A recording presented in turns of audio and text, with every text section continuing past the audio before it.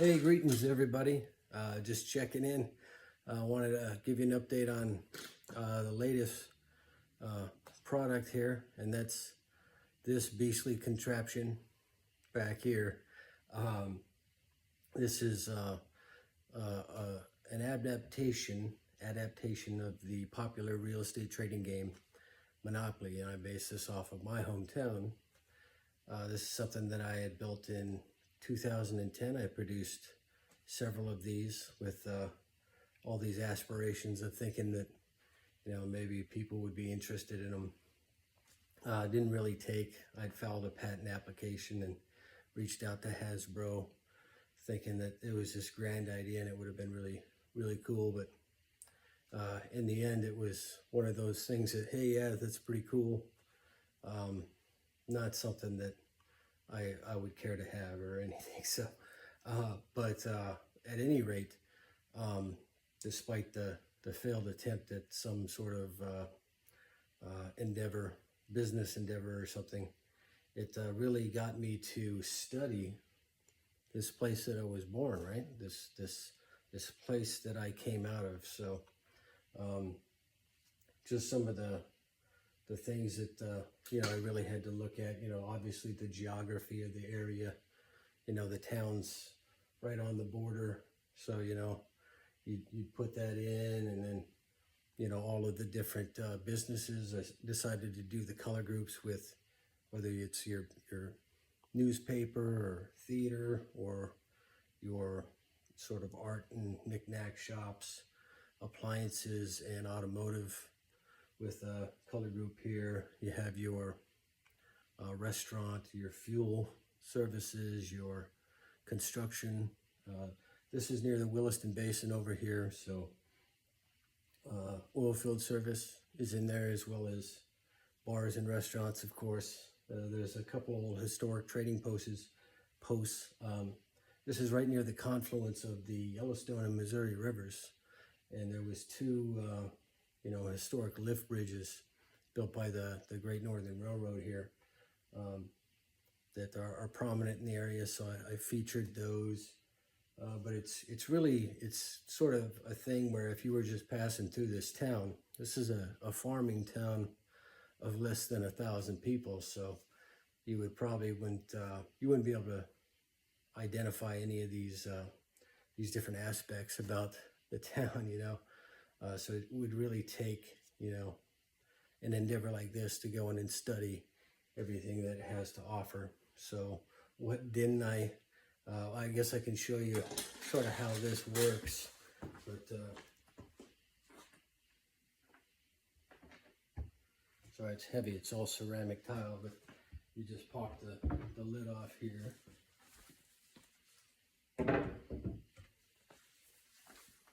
And you've got the pocket inside that can be removed. And then you have all of the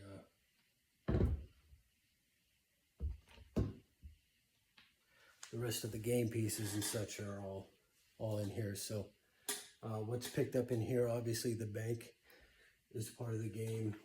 Casinos, right? You got the dice in here, that concept of chance. Obviously the card cradles, the school would have been left out, right? Well, I had the school colors. I incorporated the school colors in this, but really, when you stop and think about it, the biggest thing that one of the biggest things that made an impression on me was growing up in the church. So this particular area, the Lutheran Church, is sort of the dominant presence as far as your sort of religious type of involvement. So where did that go, right? Well, just like you folks that might have looked at my last video and saw the video I did for Andy Hoy, well, you'll know that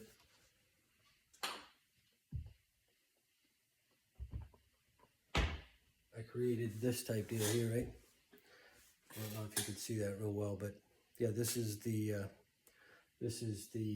layout, the camp layout of all of the tribes.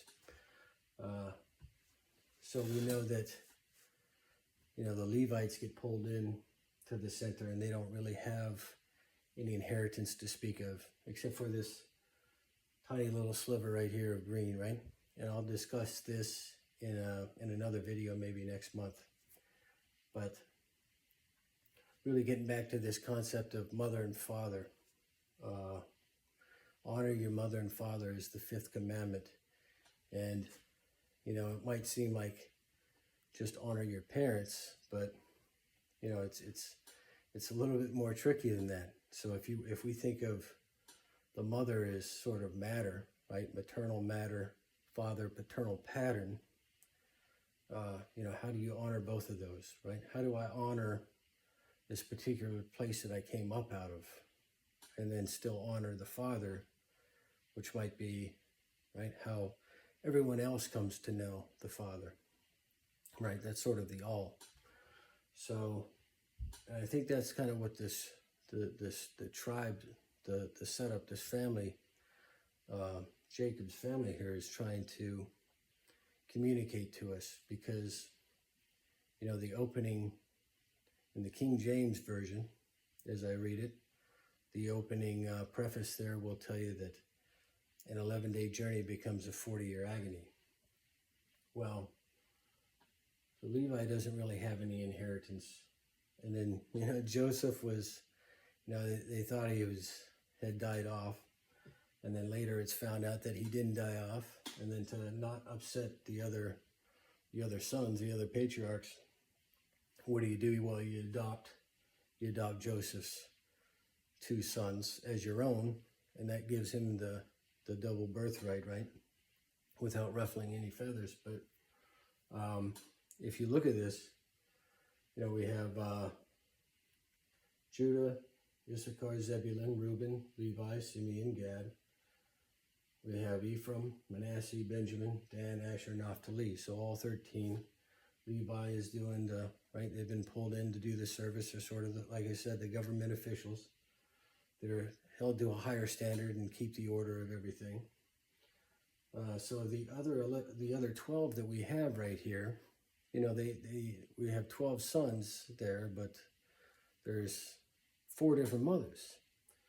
So obviously Reuben is the firstborn of Leah, and Dan is the firstborn of Bilhah, and Gad is the firstborn of Zilpah, and then Joseph would be the firstborn of Rachel.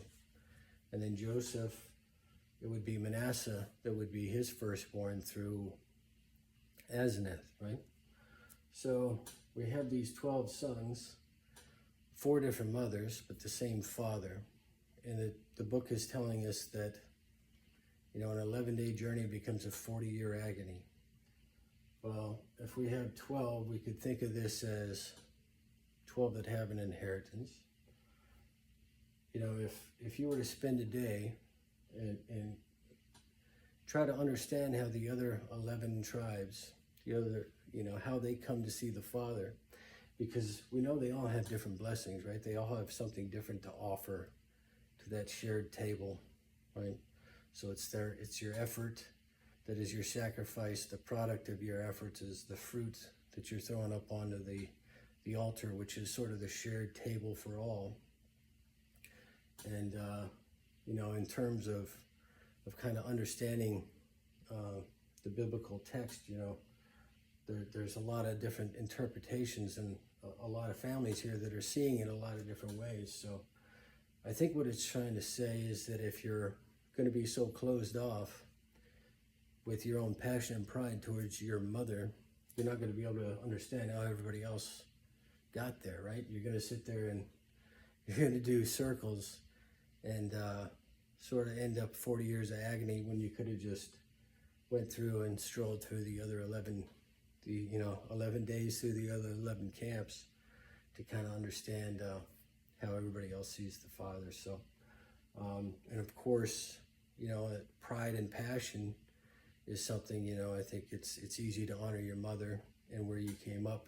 Like for me, it's easy for me to honor like my birthplace and where I came up, but to honor the whole is that takes effort. You gotta really study and see how it all fits together, and you know, that passion and pride can blind you from being able to think clearly and see other people's perspective. And you know, the Proverbs that speaks about this is Proverbs 16:18.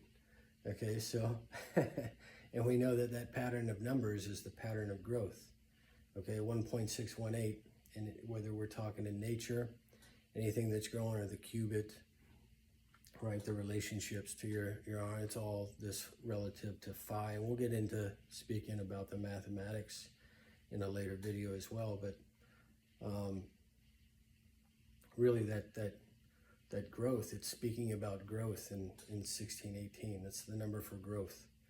And you know, it's your passion and pride that can get you in trouble, and it's gonna limit your growth. It's gonna limit what you can become, right? Your best self. So anyway, I hope you guys enjoyed this. I'm probably going to be doing next month. I'm going to start in on a series to explain how I come to these numbers, and I'll probably post it on Andy Oi's site over at Project 314, so you can maybe find it there, or I might drop mention of it here too. But for those of you that dropped in, thanks for listening, and we'll see you next time.